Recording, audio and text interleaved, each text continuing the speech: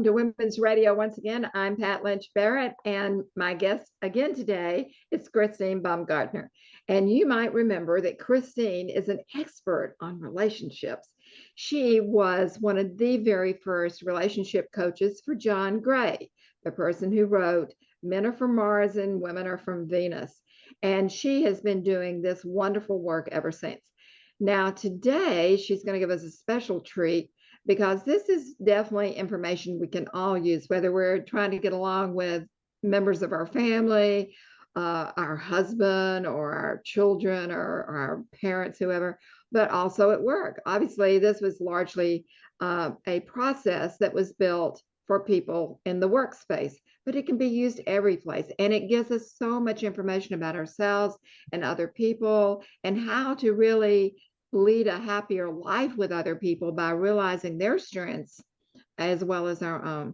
So I'm very happy to welcome back to Women's Radio, Christine Baumgartner. Hi, Christine. Hi, Pat. It's just always such a pleasure to be on with you. You're so fun and scintillating, and I just love your audience. I know that they're just soaking up this information. They're really excited to get everything that you keep putting out.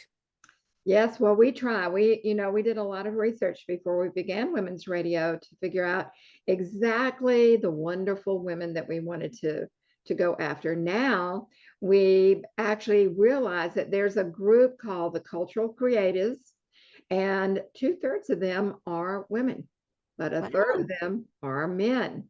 Wow. And they're wonderful men. They have all the good qualities. But generally, everyone in the cultural creatives agree on certain kinds of values. And one of those is having good relationships. So I am so happy that you're here and giving us this particular information so that we can all get a little better at it. So what are you going to share with us today?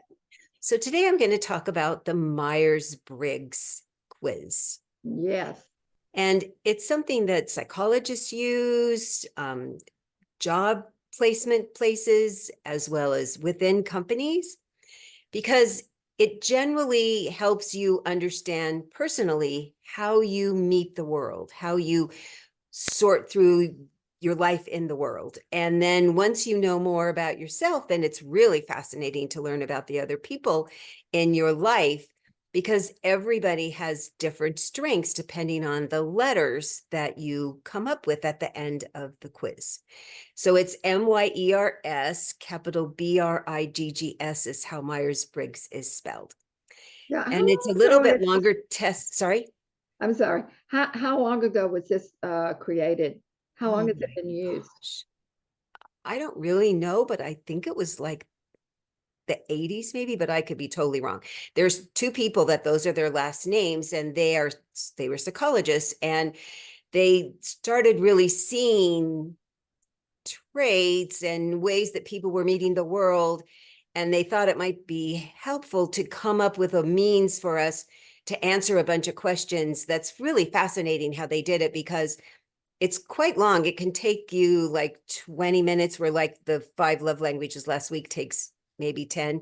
And the really long one, the MLB, can take like 2 hours. And what it does is it asks you questions about your preferences. You know, do you like doing this, or would you rather do that? And they ask the same kind of question over and over and over to just keep sorting and sorting and sorting.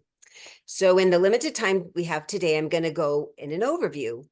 So you end up with 4 letters, and what you end up with is knowing what your strongest leaning is in the letters of the first letters. And you could have a little bit of both. I tend to have a little bit of in 2 places. So the very first letter you'll come up with is in either an E or an I. So the E stands for extrovert and the I stands for introvert. And the way that generally we sort out introverts and extroverts is, how do you get your battery charged? Exactly. Do you get your battery charged when you go to a party and there's lots of action and there's really fun people to talk to and maybe even new people to talk to, and there's activity and maybe some music and maybe some games or activities, and you come home going, that was so fun. I am like on an adrenaline rush because I was there. And an introvert, the way that they charge their batteries is they generally like quiet time. They like personal time on their own. They like really deep conversations with a few people that they trust and feel comfortable with. So you can see how different these two groups could be in the social world and the business world and the personal world. Mhm. But what's really great is if you know who you are, if you lean more towards extrovert or you lean more towards introvert, and you meet and fall in love with or are working with somebody who's farther out on the scale than you are, then when you know, oh, I can only, as an introvert, I can only go to this kind of a meeting and I need to have some quiet time in between. And the extrovert, I can't have that much alone time. My mom used, so I'm an ambivert and I'm pretty even in both. And my mom used to thought it would be good if I did my homework in my bedroom by myself, and I hated it. I like doing my homework at the dining room table when people were talking and mom was cooking dinner, and I didn't get distracted. I got energized because I was there. But Mhm. if I do too many social things in a row, I have to make sure I stay home some. So I really have to balance both. Mhm. And I've talked to couples and we figure out how they can go out together in groups or in a quieter place, and they still can balance it out and nobody feels neglected. Both their personalities get fed. The next two letters are an N or an S. The N's are the people who lead with their intuition. They just know. They know that they know. And they just go forward because they just know this is the right thing. And the way that I explain that is they are going to see it because they believe it. It's just going to happen. They just know it. Right. And then the other side is the sensate, which is me. I got to think about it. I got to research it. I got to feel really comfortable with it. So I'm going to believe it when I see it. So neither are better or worse. And you could see in business atmospheres or in personal atmospheres how there could be a really big clash if you didn't understand, oh, the other person just approaches the world in a different way. But what's really great is there's some really great professions that fit all of these letters. And there's Right. great lots of professions that don't fit each Right. of these And letters. it's good to know this so you don't fall into the wrong job description thinking, oh, it's going to be this and it's not that at all. Because you I, need to I tend know to be yourself. Yeah. I tend to be somewhat intuitive, and my thing is I can see it on the Mhm. inside. Mhm. And I tell people if I can see it on the inside, it's going to happen. Mhm. And now it's become that it's like it just shows up sometimes. It's Mhm. not that I manufacture it or that I say, oh, I'm going to focus on this island, and then if I focus for 10 or 20 years, maybe that island will show up somewhere. I don't know. No, I just see things. And Yeah. when I can see it, it's like a done deal. I can do it. You But just other trust it. people that I have family members, they're not like that. Mhm. And it bothers them because Mhm. they think that I've gone off the deep end. Mhm. So, isn't that right? Oh, absolutely. When you are one letter or the other letter is so confusing because we don't think that way, the other letter. We don't react that way. We don't meet the world that way. The world doesn't affect us the same way. So we don't have a hook to hang it on, is what we call it in my coaching world. So learning about your letters and the opposite letters, especially if somebody you really care about or need to work with is an opposite letter, to hear about what are their strengths and what are the things that are hard for them, it helps you first not get so frustrated because frustrating is very draining. And Mhm. two, how to approach them in a way to get what you need from them. If you need more attention or you need them to get a job done, knowing what way they're thinking, how it works, you know the words to use so that you can get farther along with your goal. Well, and it's not just this and only your goal. I mean, it also helps you be of service to them or whoever Well, that's what that I mean by a will goal. If your that goal will is to help make get to the goal. Yeah. if your goal is to make them happier, if your goal is to get something affectionate from them, I mean, I work with couples like this all the time, You that bet.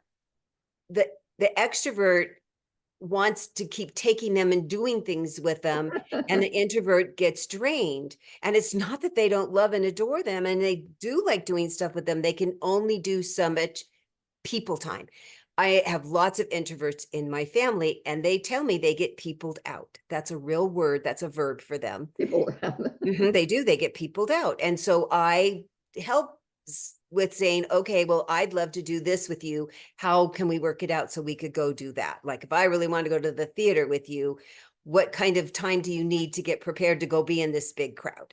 right. And we work it out Mhm. because we're sensitive to that. We have these kind of conversations in my family all the time. But that reminds me of when I just happened to catch this on YouTube the other night. And this man was trying to talk with men, telling them, look, if you want to win your wife back, you think that you have to please her and take her out and buy her gifts. And he said, that's not how you do it. Then she thinks that you're just trying to buy her attention, as it were. He said, you really have to approach it in a different way. And I think, boy, this is going to be a great lead into what Christine's going to do. Yeah, figuring out, learning what makes the other person feel cared about, what makes the other person feel motivated, what makes the other person feel energized, what makes the other person feel that you're really paying attention to who they are. It's a high priority to men and women. We all want to be understood. We want to be seen. We want to be heard. We want to feel like people are getting us. And when we're different in our love languages, we talked about last time, and it sounds like that guy was talking about. And now when I'm talking about the Myers-Briggs letters, when we're opposite letters, it can be very challenging. So we're going to move on to the third letters. The third letters are T for thinking and F for feeling. So do you meet the world in general with your mind or your heart? Do you think about things logically? Do you think about things, you need to do research about it? Do you think about what you think about people? Or do you feel how you feel about people, how you feel about a situation, how you feel about the world, how you feel about where you live? And it can be a little bit male female, because men often come from their thinking, and women often we have thoughts about our feelings and feelings about our feelings all the time. But it's surprising how many F men there are, because they feel about a job. It's not that they're weak, it's that they feel about engaging in about a job, about feeling important about a job, feeling productive about a job.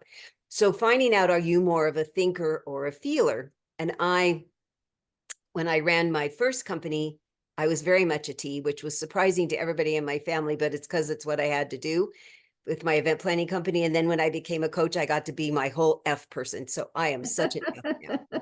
You're all learning my letters. So I'm an ESF. And then the last two letters are a J and a P. So the P is perception, and it's people that are artistic, creative people. Their heads are in the clouds. They're big thinkers. They come up with wild, wonderful, maybe won't even happen, but often will, exciting ideas. They're very jump to the top of the ladder, jump all over. You were mentioning you have a family member that they can sit in the middle of what looks to people that are more linear thinking. How could they even do anything in the middle of this? And it brings out their creative juices. It doesn't bother them at all. Where the J people, which it's called judgmental, which sounds really negative and terrible. And since I'm one of those, I don't like that word much at all.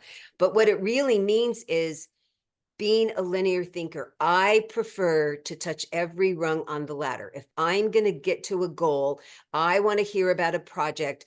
I want to hear about every single thing that's going to get there. Tell me the big picture and then go back to each thing. I really like things in an orderly manner. I really like having things spelled out to me until I go, oh yeah, I got that. Okay, move on. and I don't need that, thank you, but tell me about it so I can say Right, no, thank you. right, right, So you can see where the people are like, we're ready to do this and we're jumping in. And I'm like, but wait, I need to know all the rules. Tell me the rules. I love the rules. So you can see why P's and J's can really have a hard time together. right, And where if you got somebody that has these creative things and you don't get upset with them, and then you have somebody that can really pull it together and you don't get upset with them, how P's and J's could really get along together. So I suggest, since we only have a couple more minutes left, go take the quiz. There's all short right, ones, there's long ones, and figure out what you are, because what's fascinating is you're like, oh my God, that's so me. The first time I took it, I went, how does it know so much about me? And then if you could get somebody that's important to you in your life to take it too, and then go, oh my gosh, look at the letters that we have similar, or the letters that we're really far apart. And no wonder we have this communication problem, or this way we approach projects differently, or we approach communication differently, or we approach raising kids differently, or getting a project done at work differently. And then it'll help you go, try doing it this way instead. That's what's so great about, there's so much information out there to help you sort out how to get along with the other letters right, that right, you are not. right, right, right. So is there a place to go to be able to On take the internet, Google, you just put in Myers-Briggs, Myers-Briggs? you will get such a list. I like the ones that are from the Myers-Briggs organization. There's Right, lots of other ways to get it. So if you look in the header as you're searching, because there'll be lots that'll show up, look for ones that really come from the Myers-Briggs Institute or the organization, because it'll really be the official test. But there's books in the library. There's a whole shelf at the library that you can go check out oh. books and take the test, on a piece of paper, not mark up the book. I can't tell you how eye-opening it was for me and for all the people that I've suggested that I work with. Go do it. Go take the quiz. It's Isn't it's it, helpful. it's just fascinating to me that by taking a quiz, you can, it gives you so much leverage for your own self and in the relationships that you have to make them smooth or Mhm. smoother Yeah. or more joyful. Yeah. And it's very difficult to have to manage other people's quote attitudes Mhm. with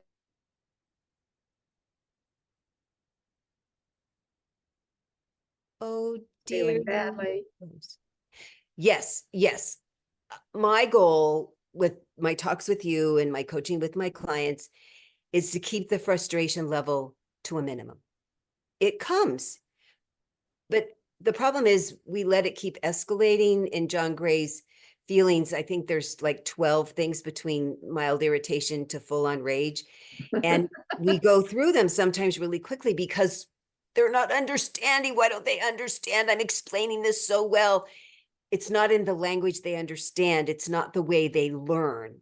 I wish they did more of this with kids in school. Boy, me too. I had three in my entire time of school, from kindergarten to graduating, that taught the way I taught. It was really hard to sit in that classroom and feel like I wasn't learning, because I felt really dumb till all of a sudden I went, oh my God, they teach like I learn.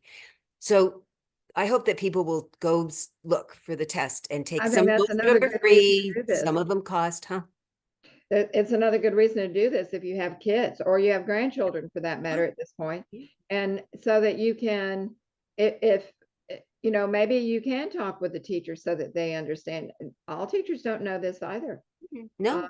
And When you understand yourself, it gives you the opportunity to explain yourself in language, because what it does is explains the language of what the other letters will understand. right, Because right. you understand your language really well, but they don't. So that was what was interesting. I'm so grateful I have all these introverts in my life, because they explain to me in a language I go, oh, I get that. I get why you have to just go behind your book. I mean, I go visit my family in Washington 3 or 4 times a year. And there's times when I'll go on a coaching call and then I'll come back in and all of them are like this. And the first time I was like, gosh, are you ignoring me? I asked them at dinner and they go, no, we're actually very aware you walked into the room because you have all this energy. We just need to come back. And I said, oh, it's not me personally. See, that's how you do it. You go, is Yes, this I what's get it. going on? What's going on? And they go, no, no, because they needed to I think, recharge the batteries from yeah, me. too many people take somebody else's uncomfortableness as being disapproving, and it isn't. And even if they were disapproving, you have to really be comfortable in your own skin. If you understand at least yourself, then you're not taking things that people say or do as being against you. Yeah. And that helps a lot too. It's very validating. Yeah. Any of these quizzes are so validating of, well, this is really who I am and how I am and why I do this in the world. And then you can explain it to the person and they can explain to you how they are. And you go, oh, okay, I get it. It's not personal. It's so most of the time not personal. Yeah, it just takes a lot of unnecessary bad feelings away and helps you get to your goals faster, I think, Yep. regardless of the age. So I'm so happy that you're doing this. Now, there's one more generally acceptable test that people take, and it's called the DISC method. Is that correct? Yeah, DISC, those all stand for things too. So we'll talk about that next time. I will look forward to that. Thank you It's so very much. fun. I do a whole analogy about that. That's kind of like a little entertaining thing that I'll do differently than I've done. Oh, great. Okay. Well, Yeah. I always love entertaining, actually. Yeah, it's pretty fun. I have a girlfriend who did it once and I was like, oh, I'm so going to do that way. Uh-huh. Well, we'll all look forward to that, I'm sure. Good. Thank you for being with us today and explaining Myers-Briggs in a Yeah. way that I think we can really put it to good use. Yeah. And then if we need help, we can go Google Myers-Briggs online and even take the test. So thank you again. You're welcome again. It was my pleasure, always. Have a great one. We'll see you next week. You too, Pat.